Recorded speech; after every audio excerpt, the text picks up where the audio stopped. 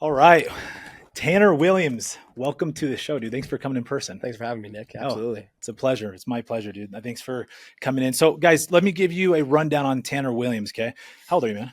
28. It's nuts. Okay, so what this guy's done up until this point is amazing. So, first of all, family man, Yep. he's gone through the ringer with stuff. He's married to Cameron. So, shout out to you, Cameron Williams. They have one baby. We do. Love it. How old? He's 3. His name's Mac. Love that. What Mac's a good a name, stud. dude. Yeah. Freaking love that. I was thinking about it because I was a wrestler growing up. I was like, what would look really cool on a bracket one day when kids have to look and be like, crap, I have to wrestle Mac. Yes. Dang, that's so that checked the box for sure. Dude, that Mac was on one of my lists for my boys' names. Unfortunately, my ex-wife did not want it. There you go. That makes sense. Great name though. So Cameron is a co-founder of 212. Okay, that's Tanner is, but yeah. Oh, sorry. Cameron's my wife, but yeah. So you're the founder. Yeah, exactly. You're one of the co-founders. Yeah. Of 212 Solar Agency, Yep. Solar Dealer. You guys do installs too? We install now, yeah. Love it. Yeah. Cool. We went in-house 2023. Okay. So yeah. Very nice. Q1, Q2 of 2023. Okay. And then you guys have around 500 reps. Yeah. Cool. Last year, about 150 to 200, did 80 million in sales. Yeah. Kicking butt, man. Your momentum's Fun. amazing. And I love seeing that, you're at 500 and you're on pace for 650 reps. Yeah. It's working. You guys got a system that's amazing. We both came from Aptive Pest Control. Yeah. So we're both in direct sales. And you said right off the bat, like, hey, dude, I'm proud about the fact that I came from like being not the best salesperson. Sure. You've worked your way up. Now you're phenomenal. And Thank you. So you're a Golden Door award winner back Yep. in 2022 Yep. for solar. Yep. Love that. And just trying to give an overview, guys, for the stud. You've also finished a Spartan race, 2 full Ironmans. I have, yeah. And 2 half Ironmans. I have, yeah. And then, you were a wrestler in high school. Dude, there's always a correlating theme with like successful reps, I feel like, in wrestling.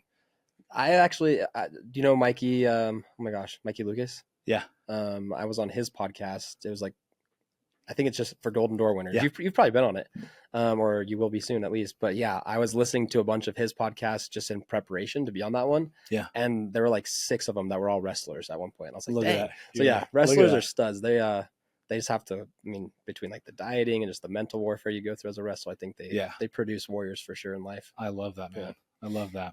Well, let's jump into it, dude. Okay, so your biggest year in solar, back in 2022. Yep.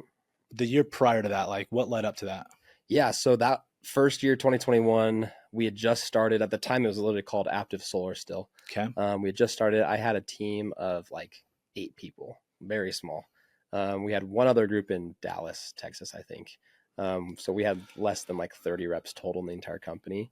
And I went out to Denver. I think in my first summer, I did just under 60 installs. So it was like 57 installs, I think. So that year, it was a great first experience with solar. I quadrupled or tripled my best year in earnings prior to that.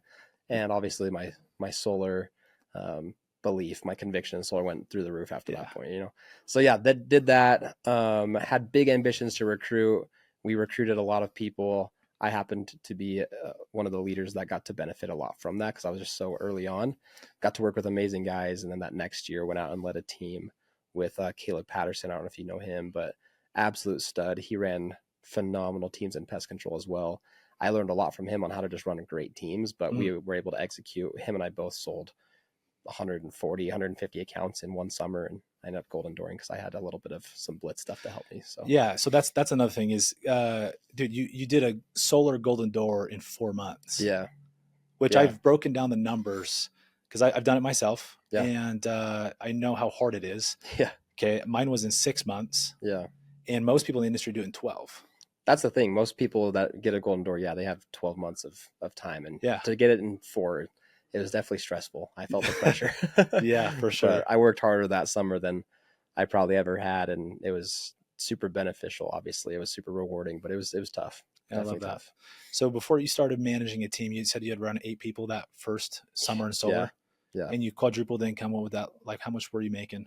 Yeah, my best summer in pest, I think I made like 140, 150. Which is great for summer sales. Yeah, I was super stoked about that. And then that next year I made like 450. Yeah. Yeah, so that was pretty cool. And then you started managing. Yeah. I think that's the way it should be. Yeah, exactly. Yeah, go prove the concept, go attract, go show what you can do, and then build. Yeah, I think a exactly. lot of guys start building, trying to build too soon, too fast. Well, I feel like you have to almost have a story that allows you to have the reputation as like, Mm, hey, I can actually manage you because I can help you accomplish your own story. yeah, And everybody's story will be a little bit different, but overall, you have to be able to help people do that. yeah, And if you don't have your own story, people don't necessarily want to work with you yet. absolutely, man. No, that's it's an amazing thing. If you go to a lot of seminars, you see the greatest speakers always have a really cool story. Not For just the sure. greatest speakers, the greatest entrepreneurs. Yeah. There's a really inspiring story behind what they're doing, and it rallies people together, Yeah. and it helps people relate. And so I think it's an amazing thing for me. Your story is really cool. So from the little I've gotten so far, I'm excited to dive more into it. But Yeah. um, you have a story of going from like, hey, being a good sales rep to like phenomenal, you Yeah. know. And for me, I've always done really good, which I haven't always had like a comeback, like come up like, hey, I used to be crap, and so here, not crap, but decent, and then come up and then crush. Yeah, I remember seeing you at the top at the active leaderboards back in the day, and I don't think I ever saw you halfway down the pole or anything. It was always at the top. But dude, it's interesting because there's always ways to, if you don't humble yourself, God will humble you. And For so, sure. um, my divorce, my story, the pain I'm going through was that was it for me. Yeah. And when I went from victim to victor, that's when it clicked. And when I could see the light at the end of the tunnel, and what for me, the rocket fuel to be able to perform at that level. And I think you've got it, and I'm be curious to hear what your fuel was. Yeah. But for me, Tanner, it was inspiring other people. Like I was broken, lost. I'd been successful, and being abased again. I'm like, cool, this is awesome. Like I changed my perspective after being in pity for months. Of cool, now guys can actually like say, hey, this guy's not just he's always been the best. Like Yeah. I got abased, and to build myself back up was a journey. And then for For me, what sure. it was building myself in multiple avenues, my health, my relationships, and then my wealth, of course, too, and Yeah. the sales goals. So, Absolutely. yeah. No, that's awesome. What was some of the fuel for you, like to that year that you crushed it? Yeah, it was interesting because I went through something very similar to what you had said. We started Active Solar. That summer was our first summer, and then right after that, September, my wife served me divorce papers, and that was yeah, that's brutal. As you know, Yeah. that was one of those things where, um, I was coming off a pretty high income year. I felt pretty stoked that I had a great Yeah. first summer of solar. I don't know about you, but when I switched from pest to solar, I was kind of scared that I was just a one trick pony, Mhm. and that I Mm, wasn't going to be able to perform at a high level in solar. mm, And then I did. So that was like a huge confidence boost for me. I was like, yeah. okay, I can transcend just pest control, and I'm a good salesman. You know what I mean? Yeah. I'm not just a good bug salesman. So that Interesting. was I was on a pretty high confidence level at that point, and then yeah, it got a swift kick to the nuts with that, and just going through that divorce process and mediation and just trying to figure things out. It's messy. It's not fun, and we were in our first real year of starting that company, and I was a major role player within the leadership of the company, having to go to work and put your face on that everything's fine. And Yeah. most people I know didn't what even that's know I was like. going through that for months because I Yeah. was like too embarrassed to even talk about Yeah. it. Yeah. My closest friends knew, and that was about it. So that was exhausting, just really tiring. And I think I took that as a, hey, even though I'm going through something really difficult right now, most people would maybe use this as an excuse Mm, to, hey, I just can't do this. And I'm not saying that, you're weak if you took your right. foot off the gas during a really hard time of life. But for me, it was just, hey, I want to do the opposite. And maybe that was a way of coping for me too, was get lost in something that I can really be passionate about. And yeah, I just went all in on that. And I was like, well, I'm going to make this the best comeback story ever. And I'm going to try to be the best dad. I'm going to try to have a great co-parenting relationship with Nice. her, all these things. And I'm going to try to do life well. And there were a lot of things that I didn't do well during that time. Don't get Yeah. me wrong. But at the end of the day, I think I had just this burning passion to go do even more, despite everything I had been thrown. You know what I mean? Yeah. And so yeah, that was my motivation. And then we ended up before the summer, we ended up working things out and actually getting back together. And she was amazing. Like I think that her ability to see past all the problems that our relationship had gone through over that nasty time and still want to work things out, like really humbled me, and we just made it work. And our marriage hasn't been perfect, but it's been amazing, and it's been one of the best, most proudest things I am. Or sorry, it's been one of the things I'm most proud of Yeah. in my life, just because obviously it's hard. Marriage is hard, and Yeah, so absolutely. anyway, being able to have all that fuel, like, hey, I'm going to go dominate and work, but then having her support as well, because then we got back together, we were married, we were back together during the summer. I was almost untouchable at that point. Yeah. Like Was that the year getting you a golden got, door was done. was that the 2022? That was 2022. Yeah. And so you'd done that after you guys got back together? Yeah. So Yeah. we were divorced, or separated, working our way towards divorce the entire off season of solar, Yeah. recruiting, all that fun stuff, and then we got back together right before the summer, and then that just catapulted into massive success. I don't know if I would have been able to do a golden door having been separated. Yeah. Maybe I could have. I don't know. And maybe you could have, but at what cost? Exactly. I wouldn't have seen my kid ever, probably, stuff like that. Yeah, So. it's amazing when you can do those feats, but then still grow in other areas of the life. Yeah. And dude, it's the partner of somebody that's in the pursuit of excellence, like being a partner, and it goes both ways. Like there's a superpower that you're endowed with when you're all in together. Yeah. Like you mentioned untouchable, Yeah. like it was already done. Yeah. And I feel like when somebody's bought into you and they believe in you at that level, especially your one, Yeah. it's amazing. There's a distinct advantage, your confidence, you're radiating. Doesn't mean everything's perfect, Sure. right? But there's I feel like every man's superpower is the woman behind him. Absolutely. So absolutely. props to Cameron. Yeah. No, she's a freaking you. stud. Yeah. No, she helps me a lot. So thank you. Yeah, man, that's awesome. Well, that you mentioned the transcending pest control industry. Yeah. I feel like that's a limiting belief that people they get into one sales job and maybe they figure it out, especially like an easier one like pest control. Sure. And they're just like, I'm really good at selling pests. Yeah. So how'd you break that? Did you just take the plunge? Like, what was it like? Yeah, there was there was a couple things that led up to it. I think number one, I had an immense amount of conviction in solar, and I thought it was an amazing product. I feel like it really helps me when I know that what I'm selling is going to help my customer. Like that's just easy. And I'm not saying that pest control can't do that, but I just found a lot more often I was just, I was selling it because I believed in my dreams, and my dreams happened to require financial excellence. And so I needed to go sell pests, Yep. And you'd find the people that had a bunch of ants in their kitchen, and they were like, you're a godsend. I'm not saying that didn't happen, but solar, I feel like every single time I talk to somebody, I'm like, I can put you in a better position. Yeah. And I have full control of that. Yeah. I can lower my price a little bit, or I can do whatever it is to put someone in a good position. Yeah. So that was huge. I think that was massive for me, just knowing that conviction is important.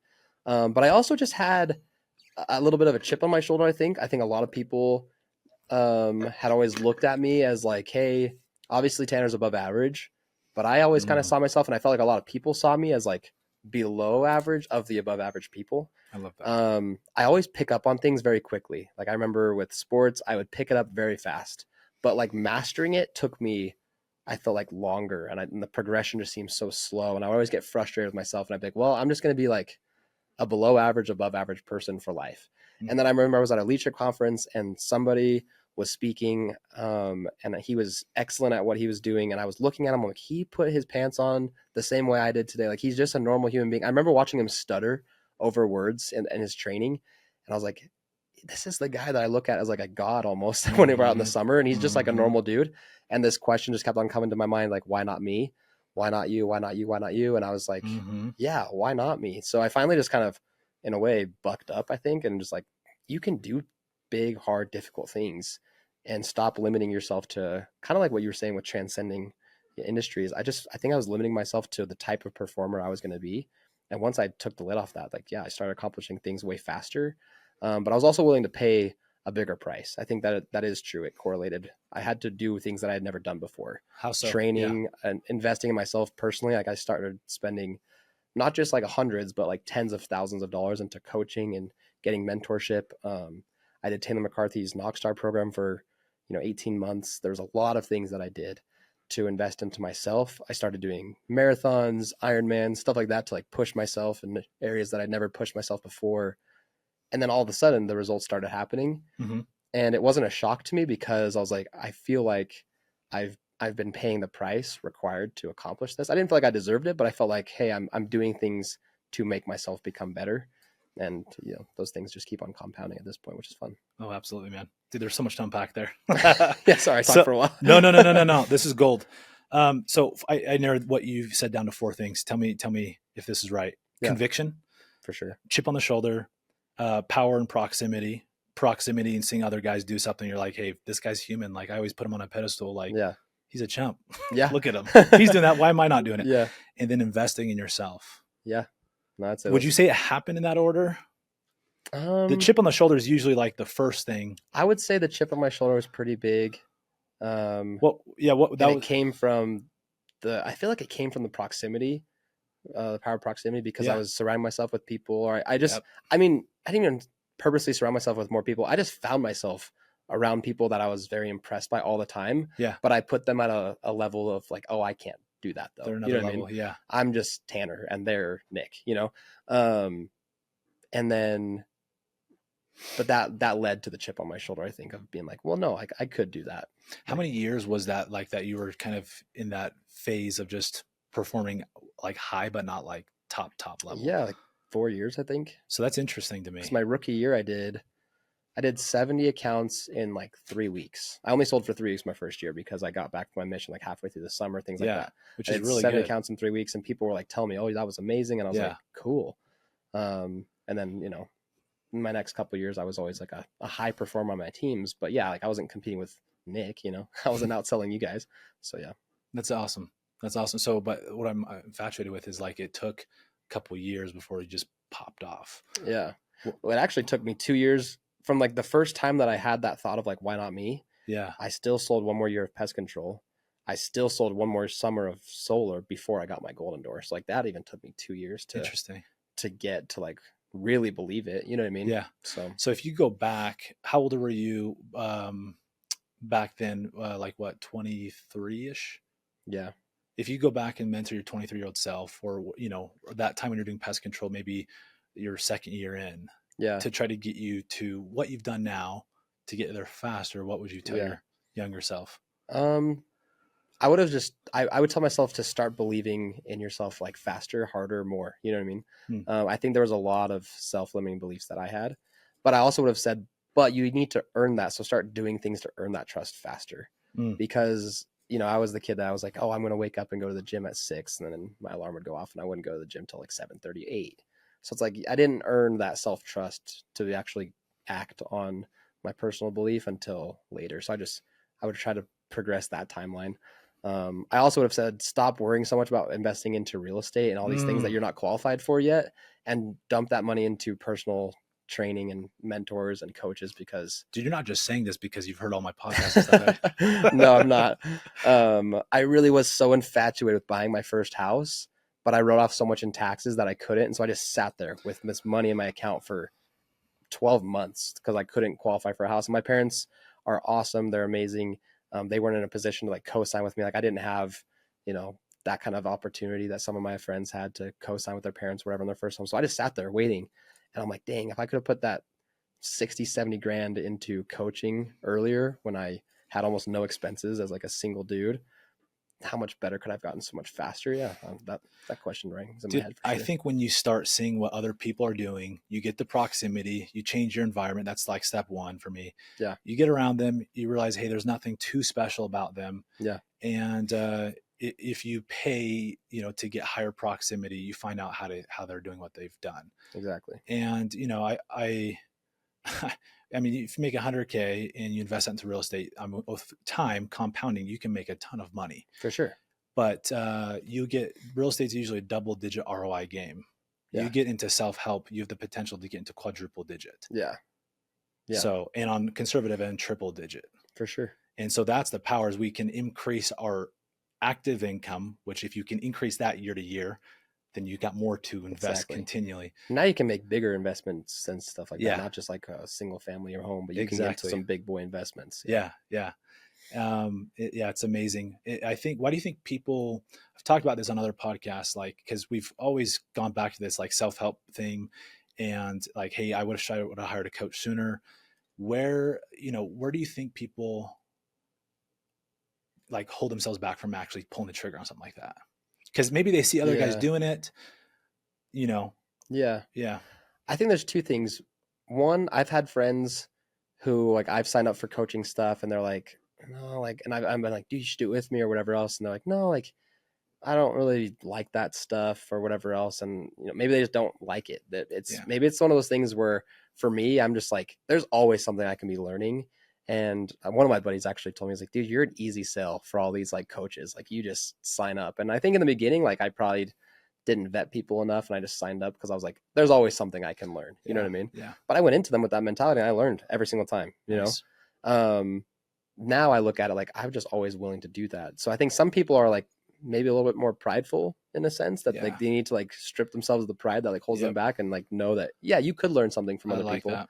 I think some people are scared to make the financial investment too. It's like, well, what if me putting $5,000 into this coaching doesn't actually pay me back? It's like, well, the only reason I think that wouldn't happen is if you don't actually go through like the coaching process. Exactly. If you actually pay attention though, yeah, and you implement even like one or two of the strategies, you're probably going to make your money back. You know what I mean? Dude, literally when I go into a mastermind or something, like I'm like, I just need one thing. Exactly. One thing. I'm not looking for a bunch of different ideas. I'm looking for one thing that has the potential to move the needle, you know?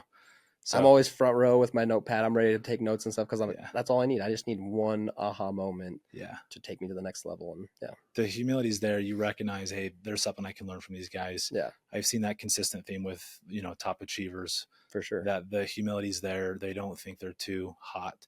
And, you know, to that level, they can continue to embrace that. Because I hit a plateau in my career because of that. I'm like, I thought I was hot stuff. Yeah. Sure enough, I plateaued. Yeah. And so I now continually seek out mentorship and learning from proximity, you know, from people who have been where I want to go. For sure. And those people you got to pay, you know. Yeah. I mean, that lesson goes back as far as like freaking elementary school wrestling for me. Like these kids that just smacked the crap out of me when I was 10, 11, 12 years old. And by the time we were seniors in high school, I was like toying with them because at a certain point they were so much better at like a younger age that they just stopped practicing, but I kept practicing and kept getting better. And eventually, if you don't, no matter how good you are, no matter how much God-given talent you have, if you stop doing the things that make you really, really good every single day, you're gonna get passed up by the kids who you thought you would never have to even worry about. And I found myself on the opposite side of that spectrum, and I was like, I never want to be where my buddy was that I'm now toying with simply because I was outworked. You know what I mean? Yeah. So anyway, dude, I just there's a principle that you can live by: just be the dumbest guy in the room. Exactly. And if you're the smartest, like eventually it'll get to a point where you keep leveling up, and you'll be one of the best in the room. But that means you got to get yourself into other rooms. Into a different room. Yeah. and that's what I'm saying. Those rooms you got to pay to, you know, be the dumbest guy or really make the extra effort to network. Yeah. And I think it starts with events. Go to events. Yeah. You know, that's a good, cheap, middle of the ground way to do it. Seriously. Know? Just because even the people that you find there that are also willing to be humble enough to pay some money to go to an event, even those guys are great networking people. Yeah. Even if you don't get in with like the keynote speaker right away, you start networking with people who are also trying to achieve higher level things than what they are at that point, and that becomes your friend group. Yeah. I have friends that I've made in, you know, from Knockstar or whatever else that I see them at all the same events every year. I'm like, it's interesting that they're also the top performers in solar. Yeah. You know what I mean? And like all the guys who are not willing to go because they're like, oh, it's not going to be that helpful. They're still not there because, and they're still not making the money that they want to make. And they're still not in the position that they want to be in because it's just interesting, you know, it is, even just like a $300 event that you can go to, and they're like not willing to do it. And so they stay where they're at. Yeah. Stay locked in so there's a number in my mind. It's usually $250,000. If you're making less than 250K, you should not be trying to acquire new skill sets like real estate investing or day trading, because it's going to distract you. Sure. If your main source of income is what you're passionate about and you see the trajectory and you know people are doing well at it and you know the potential's there and you're making less than $250,000, I think you should go all in on mastering that skill, get up to that level. Then once you're there, then you can start entertaining other opportunities for yourself. Sure. Yeah. Would you agree with that? I would agree. I think you can even probably go higher because I think $250,000 is like baseline. $250,000 is not that much money not anymore. That much money, it's actually really sad because back in the day when I was like 20, I was like, dude, if I one day make $250,000, I have made it. You know? I know, right? And now I'm like, frick. Yeah, it's not enough. It's not even enough. It's not that much money. So anyway, no, I think that's good though for sure. Like there's I think it's Alex Hormozy always talks about it. Yeah. I mean, a lot of people talk about it. Yeah. If you can get really good at what you're doing and just go all in on one thing, Stay you niche. can get to $1 million Yeah. of earnings, and then you can start, diversifying and things like Exactly. that. But Yeah. yeah, get really freaking good at a skill that is, and if it's transferable, then even better, right? Because Yeah. now you don't even have to learn a bunch of new skills. You can just go apply it to different avenues and still make great money. Yeah. I love But no, that, I Tanner. think that's smart. Dude, you mentioned like belief in self. Like if you go back and mentor yourself, like believing yourself more. So obviously talking about personal development, that's a way to help with that. Yeah. For me, I'll just kind of ramble here, then tell me your thoughts on this, and Yeah. then how you think you can increase your self-belief, and how you would coach yourself back then. But for me, I see guys set huge targets, which I love, but then fall short. Like let's say the goal's 500,000, they make 250K. Right. Versus a guy who sets a goal for 250K and then smashes 250K. Right. They hit the same target, but there's a difference between the two and where they're going in my book. Yeah. Because when the other guy, the second guy says, I'm going to go do 350K, he believes he's going to do it. Right. When he says he's going to go run a Ironman, he believes he's going to do it. Or the other guy, he may set a big target, it might be super big, but he'll still fall short. Yeah. What do you think about that? Yeah, I think there's a lot of people that, for lack of a better term, it's just a dick measuring contest where they're like, I just want to say that my goal is really big too. You know what I mean? If your goal is genuinely $500,000, you're going to do the things necessary to become a $500,000 earner. And that's where I feel like you start making your goals. Yeah. I think Andy Holmes talks about that all the time, and I love that. Andy's got some good nuggets there. Like, become a Golden Door winner before you ever win a Golden Door. Yeah. And then you'll actually hit it, right? Yep. If I know that my goal is to make $500,000, but I just said it because Nick's goal was to make $1 million and I don't want to look like a freaking pansy or something, then it's not actually my goal, and I just need to be honest with myself. Yeah. I think half the time people can scrap the shitty goals that they make by just not having to compare themselves to other people and make a goal that's true to themselves. Well, part of that is making it an identity based. Exactly. If you can attach who you like want to be versus like make $500,000. Yeah. Golden Door winner. That's identity based. Exactly. It's easier for you to walk into that because you can focus on the process to get there, not just the prize. Exactly. Yep. Yeah. No, that's money. If you become that type of person, if I had a goal to become a Golden Door, which I did, I was like, well, what are the Golden Door winners doing? And they were working harder than I was, for sure. So I was like, well, okay, I need to start working Golden Door hours. I was always telling my wife that.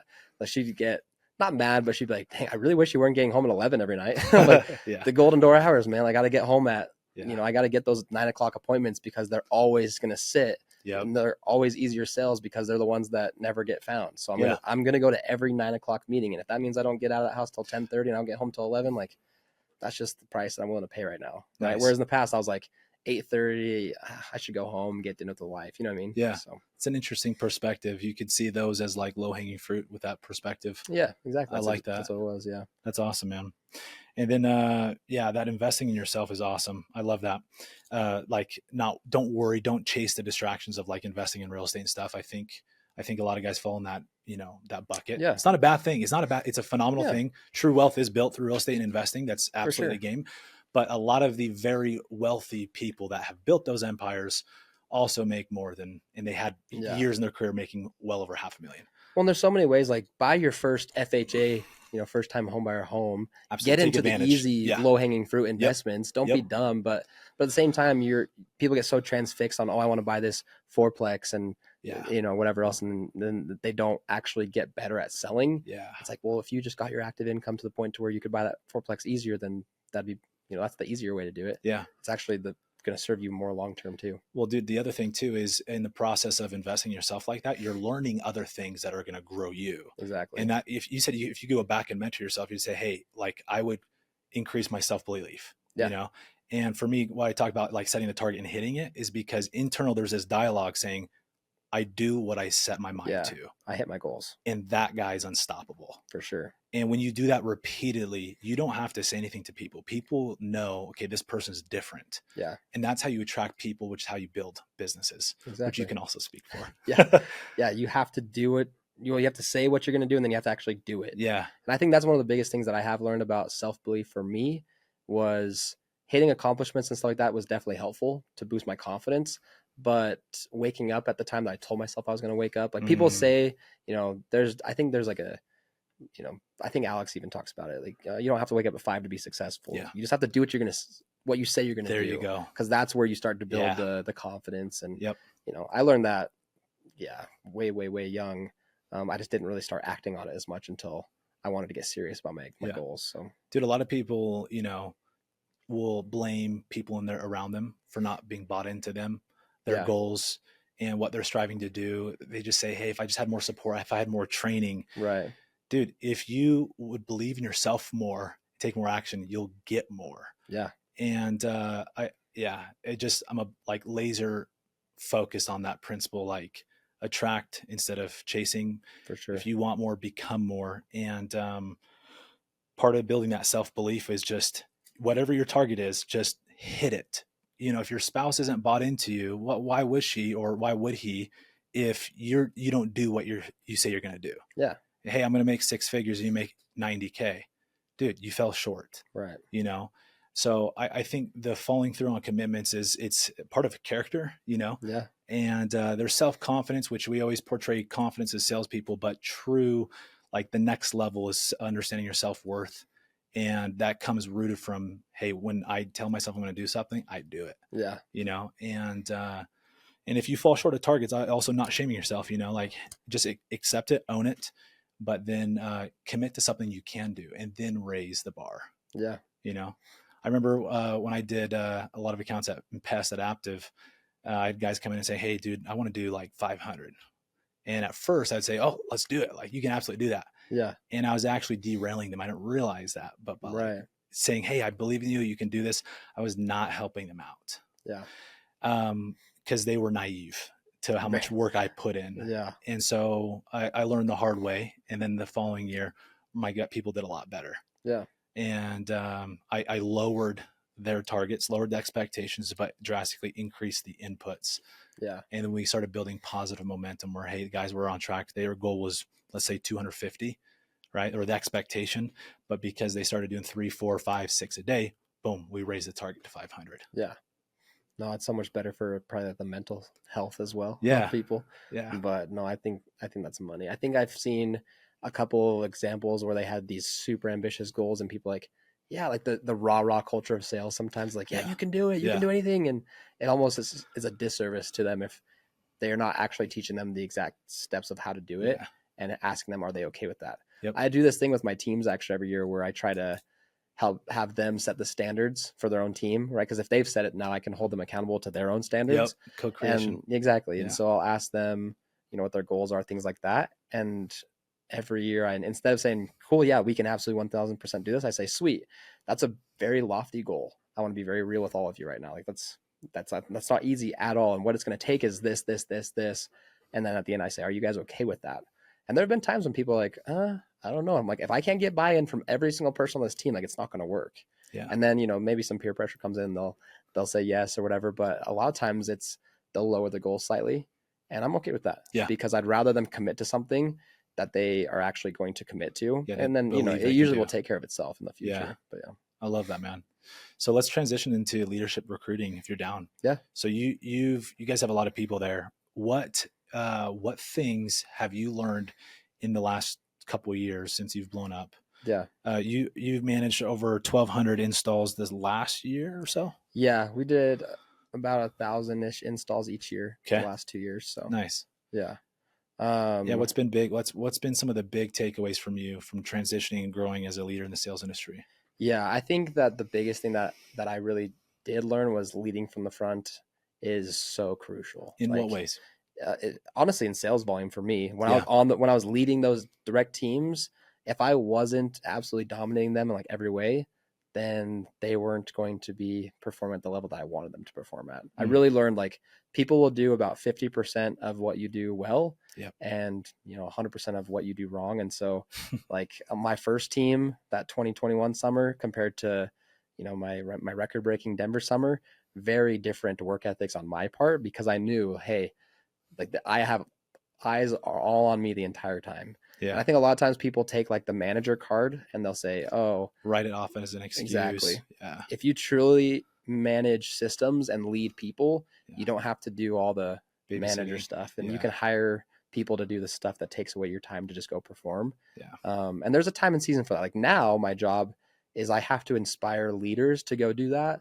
And I can't just like, my time is not best spent running like one singular team anymore, you know, but in that time it definitely was. And so that was huge. I always kind of took the manager card in pest control. I think, oh, I have to do this today. And so that's going to take time off the doors and whatever else. And like my team's performance would drop. But when I went and got a golden door, all the people went up in performance. And then the next year we had like 10 people sell over 100 accounts in a summer.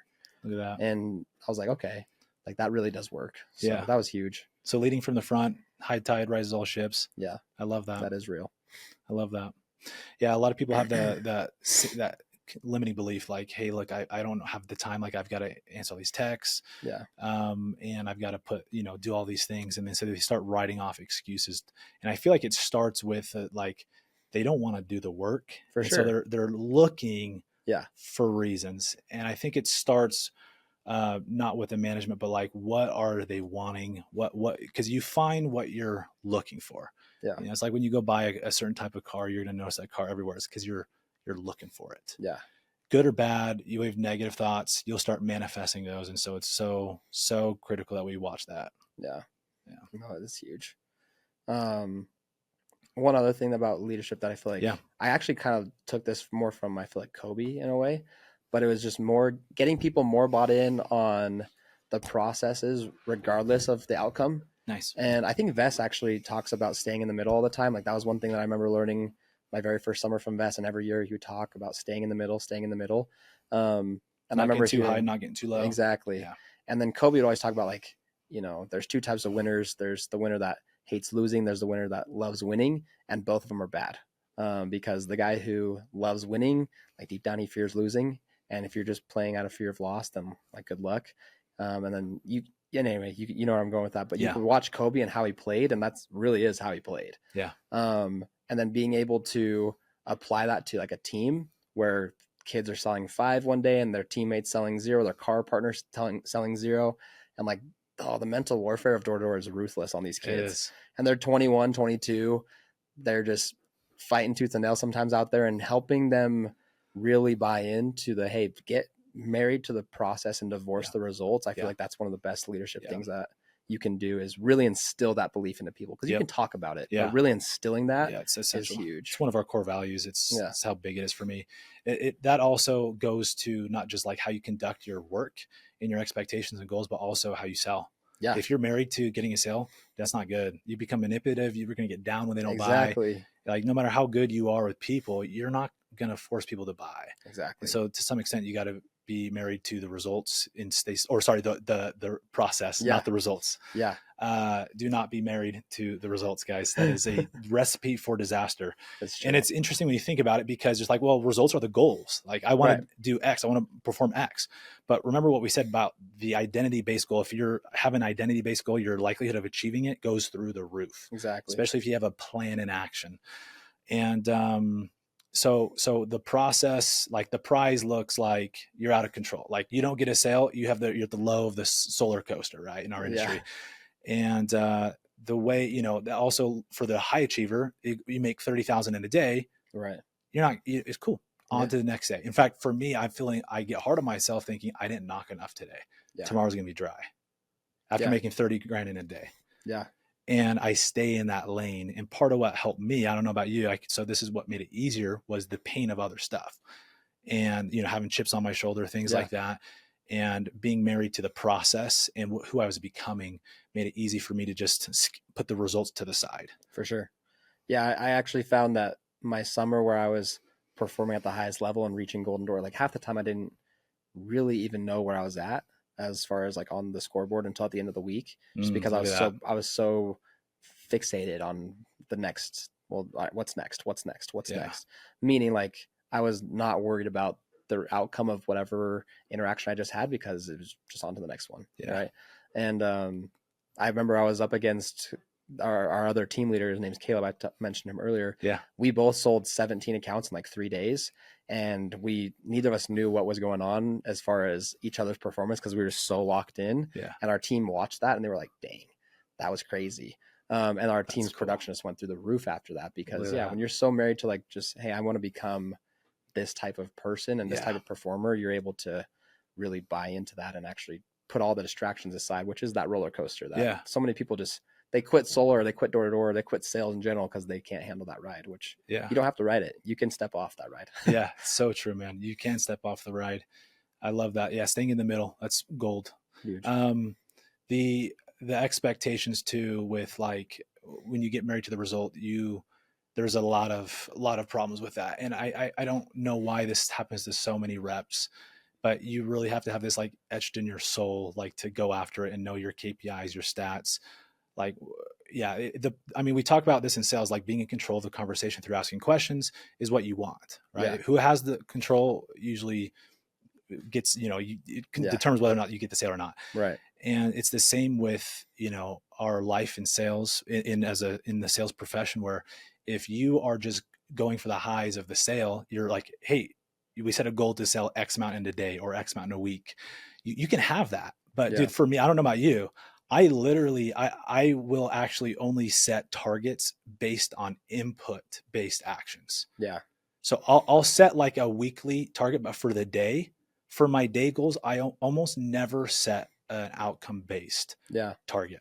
Yeah. It's all You input. can't. Yeah, I mean, you can to you a certain can, but extent, but it the doesn't drive the same result yeah, I think the magic between the difference in why one performs better is consistency. for sure. It's because I can go home at getting 0 and still feel like a winner, Yeah. because I followed the process. I know if I follow the process long enough, even at a lower level of Right. talent, I'm still going to win. Yeah. Yeah. Because time will always be on your side in a way. Right. Yeah.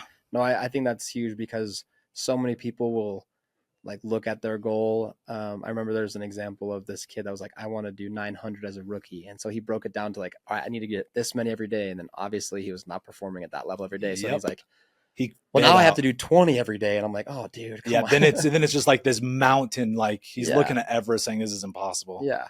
But if Yeah. you actually match about, hey, all I have to do is match X inputs every day. Yep. For me, it was like I need to wake up and I gotta get some exercise in so my body's ready to rock. And then my goal was I need to get 6 doors in between every appointment because Nice. that will Yeah. make sure that I'm actually doing my job of trying to get some self gens as well, Yeah. leading from the front, getting some Yeah. appointments, getting some bills. And so I just really stuck to that. Yeah. And that was my way of knowing if I was winning or losing on the day, as far as Yeah. like, hey, what are Tanner's outputs? Yeah. Sorry, what are Tanner's inputs and what are they going to lead to? And yeah, that was huge. So I learned that from Mike O'Donnell because I think his was like, I want to Yeah, get one same. no or whatever. Yeah. So I was like, well, I'll just knock 6 doors at least around every appointment. Yep. And now I teach that to all the guys. And yeah, like the people who do that, they have 15 to 20 self gens per summer, even if they're a 100 level sales rep. Yeah. Because you're naturally going to find that. You Yeah. know? And that's a huge skill. So yeah, no, input based goals, so important because they're the only things you can actually control. Yeah. Which means, you being in control means you go into something setting a target and you have belief that you're going to do it, and you actually do. Exactly. And which transcends to other aspects of life.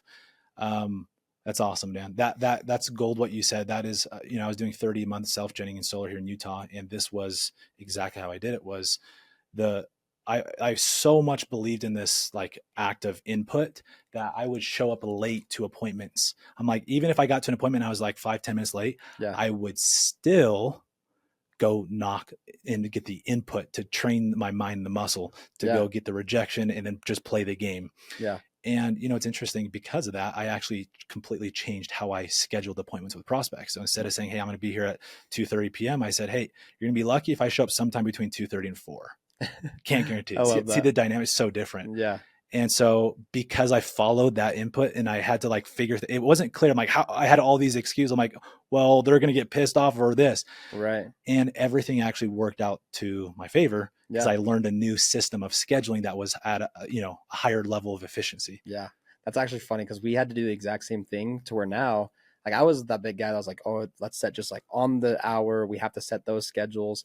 And then we ended up doing it to where, like I'm going to be here sometime between 6 and 7. Like I have an arrival window of an hour because that's just the way my job is. And that actually allowed us to, like you said, work at a higher level of efficiency and not have those customers that do occasionally get pissed off and not hear you out anymore because you were 5 minutes late or whatever. Yeah. And now I'm truly the professional, always in charge. Yep. I'm the guy, like they're making time for me to come to It their house sets between it an sets the hour. stage. Exactly. Yeah. The like I love that though. us setting the appointments that way too, man. Like you could send in another rep and there's a distinct advantage between that time frame appointment versus I'm going to be here at X time. Exactly. And a lot of people say, well, be punctual. I'm all for it. I'm all for it. Yeah. But if you set the expectation of flexibility up front because you're in high demand, Yeah, dude, it's a different story. for sure. You And know? the customer is like, oh crap, I'm dealing with, Yeah. like, I'm the guy I'm dealing with is legit. Yeah. You know? Yeah. Yeah. No, I Love actually it, love man. that. That's funny. Yeah. I've actually got a lot of like grief, or I've had people push back on that idea, and so I love that you did it too. Yeah. It's You might- weird. you got my thumbs up. Two golden door winners do it. You might want to try it. But Yep. You got my thumbs up, man. absolutely. They give you crap about alcohol. I love that. I love it, Tanner. Dude, anything else that we should throw in that you want the audience to hear? Just in general. Yeah.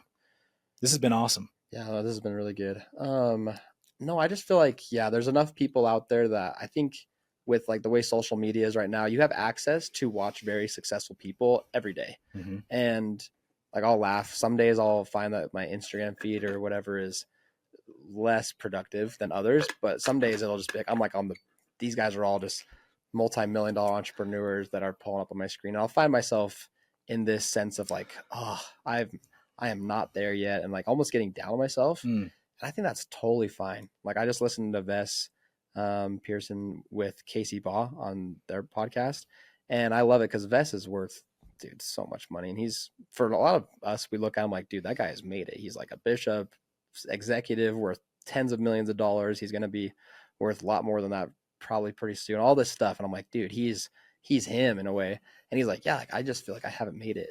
And I'm like, frick, dude. It's like everybody feels that way. And I think everybody feels inadequate. Yeah. Even the guys that you're watching on social media that look like they have it all. They all have that. It's imposter syndrome. Yeah, exactly. We all feel that inadequacy. And the only difference between you and like the person that you're watching on Instagram or the person in your life that's like made it in quotes is their ability to take action and say something about it. So many people sit there feeling inadequate and then they just don't do anything about it. It's like, that's one thing that I feel like I really have learned over the last 4 years, especially taking that transition into solar and helping start a company, is I felt very inadequate. I had no track record. I didn't have near the resume that even someone like you would have had 4 years ago. And I was able to take those cards and play a pretty good hand, but it's because I just stayed in the game long enough. Yeah. And look at that, dude. Now you're in some ways ahead of me. Look at that. But yeah, that's pretty sweet. It's been fun. That's awesome, Tanner. So just stay in the game and start playing. Well said, dude. Well said. Yeah. Just take action, dive in. There's never going to be a perfect time or perfect moment. You know, there's the perfect opportunity is never going to come. You just got to create it. You got to go, and it's going to be uncomfortable. So this is something I do within our company and our culture, is doing uncomfortable things. Yeah. Because on the other side of uncomfortable and difficult are the greatest rewards. Yeah. Yeah. When it forces you to actually do what you said you were going to do. Yeah. You know, I remember signing up for an Ironman, actually, the first time that I was going to do one. And I'd done a half. And so I kind of knew what the training regimen needed to be. We're about a month out from my Ironman, and I haven't trained because I had XYZ excuse. I'm running summer teams. I'm trying to get a golden door. Yeah. And I hadn't trained, and I was like, crap, I have like 30 days. And I let another week go by before I started training. So now I'm like 3 weeks out from this Ironman. People train for Ironmans for like 9 months. And I'm not recommending this, by the way, but that's what I did. And so I was like, I told my dad, I was like, I don't think I'm going to do the Ironman.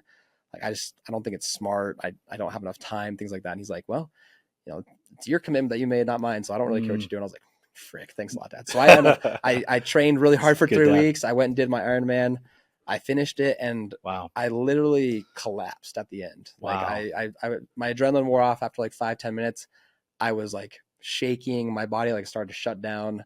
They like found me on the ground somewhere and took me to the med tent, filled me with a bunch of fluids, and I was fine after that. But like, I paid the consequence of not training, but I learned something about myself that like, hey, you can do the things you set out to do. And I suffered a lot because I didn't train. So I learned 2 valuable lessons there, but I learned something about myself that day. Like, if I wouldn't have done that Ironman, I would have had to sit back and be like, dang, I didn't do something that I set out to accomplish. And I'm like a fraud in a way to myself. And like I said, I suffered big. I threw up. I kind of like probably even pooped my pants a little bit, all that nasty stuff about the Ironman. But I can now look back and say, like, I do difficult things. My name's Tanner Williams, and I finish what I say I'm going to finish, and I do what I say Nice. I'm going to do.